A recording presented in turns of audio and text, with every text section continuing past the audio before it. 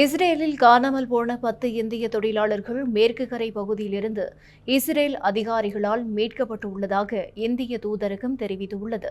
Hamas தாக்குதலுக்கு பிறகு பாலஸ்தீன தொழிலாளர்கள் இஸ்ரேலுக்குள் நுழைய தடை விதிக்கப்பட்டது. இதனால் கடந்த ஆண்டு இந்தியாவில் இருந்து 16,000 தொழிலாளர்கள் இஸ்ரேலுக்கு அழைக்கப்பட்டனர். அப்படி வந்த தொழிலாளர்களில் 10 பேர் திடீரென காணாமல் போன நிலையில் இஸ்ரேல் அதிகாரிகள் விசாரணை மேற்கொண்டனர். இதுகுறித்த விசாரணையில் பாலஸ்தீனர்கள் இந்திய தொழிலாளர்களுக்கு வேலை வழங்குவதாக கூறி மேற்கு கரை கிராமமான ஹல் சாயமிற்கு அழைத்துச் சென்றதுடன் அவர்களின் பாஸ்போர்ட்டுகளை பறித்திருந்தது தெரியவந்தது. இதனால் அவர்கள் மீண்டும் இஸ்ரேலுக்குள் செல்ல முடியாத நிலை ஏற்பட்டது.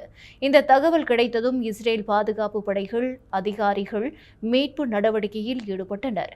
அவர்கள் 10 இந்தியர்களை பாதுகாப்பாக மீட்டு பாதுகாப்பான இடத்தில் வைத்து அவர்களின் வேலைவாய்ப்பு நிலையை சரி செய்ய நடவடிக்கை எடுத்துள்ளனர். இந்த சம்பவம் வெளிநாட்டு தொழிலாளர்களின் அபாயங்களையும் பாதுகாப்பு நடவடிக்கைகளின் முக்கியத்துவத்தையும் எடுத்துக்காட்டுகிறது.